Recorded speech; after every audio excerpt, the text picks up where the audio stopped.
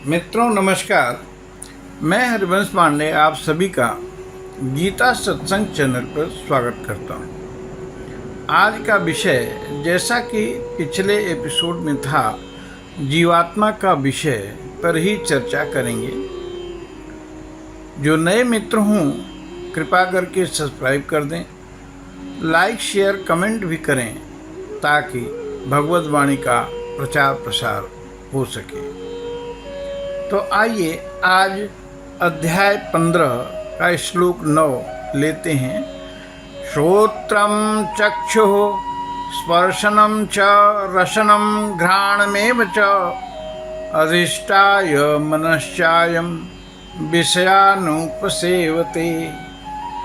अर्थात यह जीवात्मा श्रोत्र, चक्षु और त्वचा को तथा रसना, घ्राण और मन को आश्रय करके अर्थात इन सब के सहारे से ही विषयों का सेवन करता है। तात्पर्य है कि पीछे के श्लोक 8 में कहा था कि जीवात्मा जब एक शरीर छोड़ता है, दूसरी में जाता है, तो वह मन सहित पांचों इंद्रियों के सूक्ष्म अंश को लेकर जाता है। फिर क्या करता है, इस पर कहते हैं श्रोत्रम चक्षुः स्पर्शनम च रसनम घ्राणमेव च। अर्थात कान, आँख, त्वचा, जीभ, नासिका तथा मन की सहायता से विषयानुपसेवते, विषयों का सेवन करता है। इस पर विचार करते हैं कि आत्मा सभी इंद्रियों का मालिक है। उपनिषदों ने कहा, शरीर को अगर रथ कहें तो आत्मा रथी, बुद्धि सारथी, मन लगाम और इंद्रियां घोड़े हैं। अगर मन की लगाम ढीली हुई तो इंद्रियां बिगड़ैल घोड़ों की तरह इस शरीर रूपी रथ को अधोगति में डाल देंगी। तो मन कैसे कंट्रोल में रहे, उसे सारथी यानी बुद्धि बस में रखे। सारथी के ऊपर रथी है, वह जो आदेश करेगा वही बुद्धि करेगी। तो आत्मा दृढ़ हो, स्थित प्रज्ञ हो। स्थित प्रज्ञ क्या है, कौन स्थित प्रज्ञ है, इस पर भगवान ने गीता के दूसरे अध्याय के श्लोक 55 से 72 तक विस्तार से बताया है। गीता के अध्याय 2 के 55वें श्लोक में कहते हैं, जब साधक मनोगत सभी कामनाओं को त्याग देता है, स्वयं में ही संतुष्ट रहता है, तब वह स्थित प्रज्ञ कहलाता है। गीता के अध्याय 2 के 61वें श्लोक में कहते हैं, जब साधक सभी इंद्रियों को वश में करके मेरे परायण होकर बैठता है, तब वह स्थित प्रज्ञ कहलाता है। भाव यह है कि इंद्रियों को वश में रखने वाले की बुद्धि स्थिर कही जाती है। गड़बड़ कब होती है, जब मन इंद्रियों के विषयों में भटकता है। उदाहरण के लिए मान लें, आँखों ने किसी रूप को देखा, अब मन उसी में लग गया तो लगाम ढीली पड़ जाती है और वह इंद्रिय नेत्र उस व्यक्ति के मन को बार बार उसे देखने को प्रेरित करेगी। मन तो नेत्र के विषय रूप में उलझा ही है, पर वह सारथी रूपी बुद्धि से कहेगा, चलो उस रूप को देख ही लेते हैं। अब अगर आत्मा दृढ़ नहीं है तो बुद्धि को ढील मिल जाएगी और फिर पूरा रथ अधोगति में चला जाएगा। इसीलिए कहते हैं गीता के अध्याय 2 के 67वें श्लोक में कि एक भी इंद्रिय अगर मन को अनुगामी बना लेती है तो वह मन बुद्धि को वैसे ही हर लेता है जैसे वायु नौका को बहा ले जाती है। तो मुख्य हुआ मन। प्रस्तुत श्लोक में भगवान कहते हैं, वह मन और इंद्रियों की सहायता से जीवात्मा संसार का उपभोग करता है। यहाँ चेतावनी है कि दृढ़ता हो। जैसे ही लक्ष्य से दृढ़ता हटी, हमारा पतन शुरू हो जाता है। इस श्लोक को आप सांसारिक उन्नति के लिए भी समझ सकते हैं। उदाहरण के लिए, एक बालक है जो किसी प्रतियोगी परीक्षा उत्तीर्ण करने के लिए किसी शहर में गया।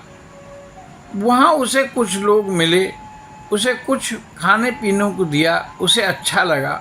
वह स्वयं को रोकता पर मन रुकने ही नहीं देता।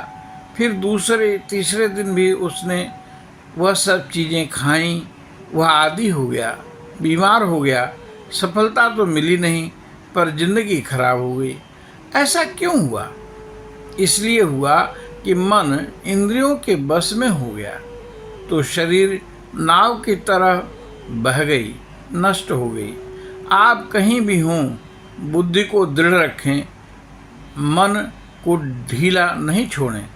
एक बार कीचड़ में चले गए तो फिर फंस जाएंगे।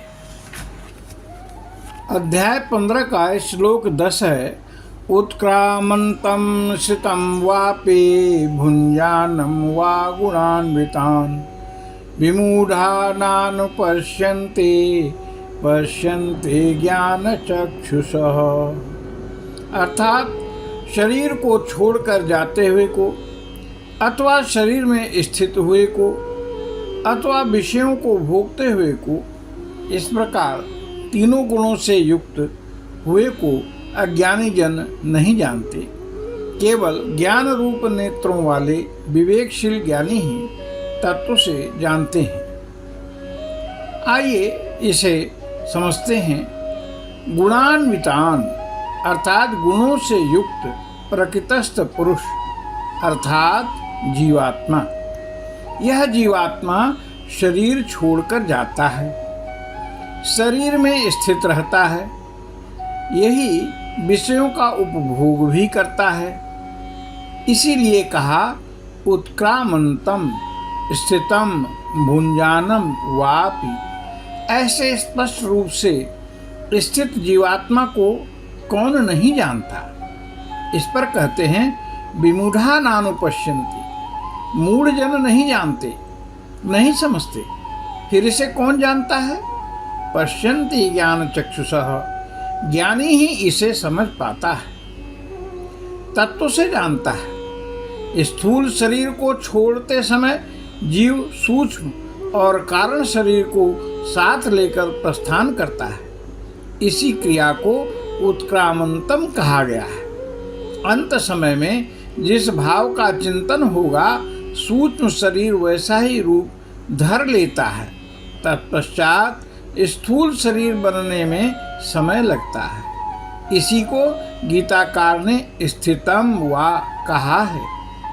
विषयों को भोगता है बड़ी सावधानी से, फिर भी विषयों को भोगना कोई बुद्धिमानी नहीं है। गीताकार इसे मूढ़ता ही कहा है, क्योंकि यह क्रिया मृत्यु के बाद नरकों में ले जाती है। इसे ही अपि भुंजानम हुआ आया है। विचार करें तो परमात्मा, जीवात्मा, संसार, ये तीन चीजें हैं जिस पर आध्यात्म चिंतन चलता है।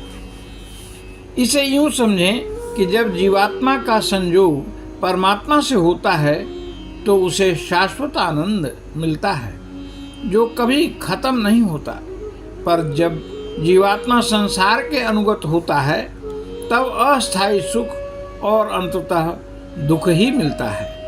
इस पर सारे विद्वान सहमत हैं। यहाँ जो अपि शब्द है वह स्पष्ट करता है कि जीवात्मा जब उत्क्रमित, स्थित और भुंजान की स्थिति में होता है तो गुणों से युक्त होता प्रतीत होता है, पर वास्तव में वह स्वयं निर्लिप्त ही रहता है।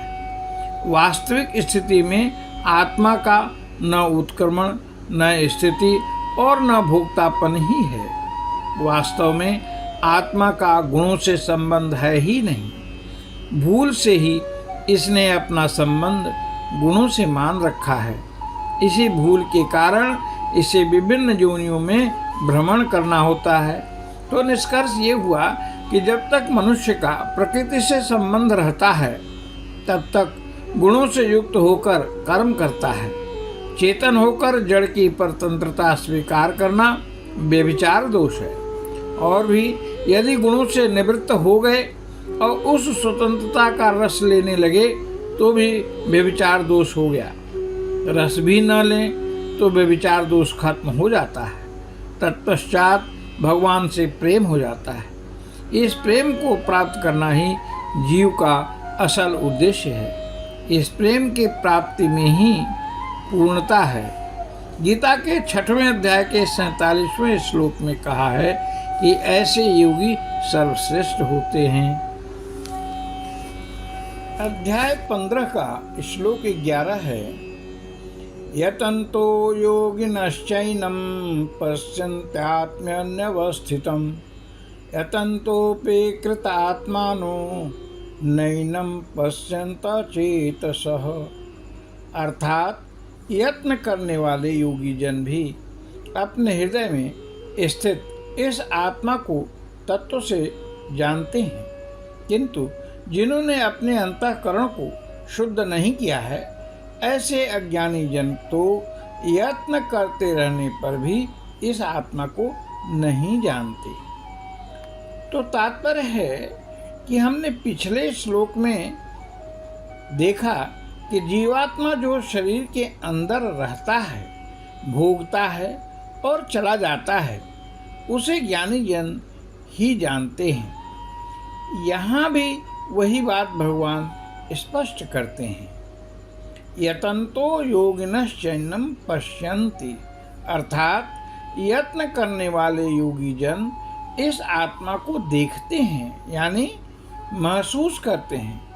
यहाँ शब्द यतन्तः आया है। इसका भाव है यत्न करने पर, भीतरी लगन जिसे पूर्ण किए बिना न रह सके। जिन साधकों में परमात्मा के मिलन की उत्कट इच्छा होती है उनमें असंगता, ममत्व की कमी, निष्कामता स्वतः ही आ जाती है। ऐसे ही साधकों के लिए यतन्तः आया है। जो सांख्य योगी साधक सत्य असत्य के विचार द्वारा सत्य की प्राप्ति और असत्य को छोड़ना चाहते हैं, उनमें विवेक की जागृति होने पर परमात्मा तत्व का अनुभव कर लेते हैं। आत्मन्यवस्थितम अर्थात आत्मनि अवस्थितम, स्वयं में स्थित है वह उसे जान लेते हैं। उस परमात्मा से हमारी दूरी नहीं है, अति पास है। अरे स्वयं में ही, आत्मन्य में ही स्थित है। तो प्रश्न उठता है कि जब वह इतना निकट है तो हम उसे जान क्यों नहीं लेते? जान लेने में कोई कठिनाई नहीं है, कठिनाई बस अज्ञानता की है। हम सत्यता को समझते ही नहीं क्योंकि संसार के अनुगत हैं। भगवान तो गीता के 10वें अध्याय के 20वें श्लोक में कहते हैं, अहम आत्मा गुडाकेश सर्वभूताशय स्थितः, अर्थात सभी के हृदय में हूँ। इसीलिए उनको वासुदेव कहते हैं, अर्थात जो सबके हृदय में बसे। तो विवेक के होते ही उस परम का एहसास होने लगता है। विवेक कैसे हो? कहते हैं सत्संग से। गोस्वामी जी कहते हैं, बिन सत्संग विवेक न होई। विवेक सत्संग से होगा और कोई तरीका नहीं। सत्संग भी उसको मिल जाए, सबको मिल जाए, ये संभव ही नहीं। सत्संग यानी समर्थ गुरु योगेश्वर श्री कृष्ण का सत्संग। तो ऐसा सत्संग अर्जुन को मिला तो विवेक हो गया। विवेक होते ही आत्मा प्रकाशित हो गई, स्वानुभूति सेल्फ रियलाइजेशन हो गया, अज्ञान का अंधकार समाप्त हो गया। हालांकि वहीं दुर्योधन भी थे पर उसे सत्संग नहीं मिला। सत्संग हो भी रहा होगा तो भी मूढ़जन उसे ग्रहण ही नहीं कर सकते। जिस पर राम कृपा होगी वही सत्संग भी पाएगा।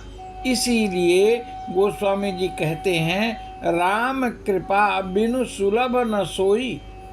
यानी सत्संग से विवेक, विवेक से स्मृति की प्राप्ति हो जाती है। हम समझ लेते हैं कि हम ब्रह्म ही हैं, संसार से हमारा कोई संबंध न था, न है, न होगा ही। सत्संग के लिए हृदय की शुद्धता चाहिए। जिनका अंतःकरण साफ नहीं है, ऐसे लोगों को अकृतात्मनः कहा है। सत असत के ज्ञान को न समझने के कारण उनको अचेतसः कहा है। तो ऐसे जन को जो अकृतात्मनः हैं, अचेतसः हैं, अगर यत्न करें तो भी उसे समझ नहीं पाते। अतंतोपि यत्न करने पर भी न एनम पश्यन्ते, उसे समझ नहीं पाते। तो यह विषय अचेतस और अकृतात्मन जनों के लिए नहीं है। तो हम अपनी वाणी को यहीं विश्राम देते हैं। आइए भगवान का नाम लेते हैं। हरि ओम तत्सत, हरि ओम तत्सत, हरि ओम तत्सत। आप सभी को बहुत बहुत धन्यवाद।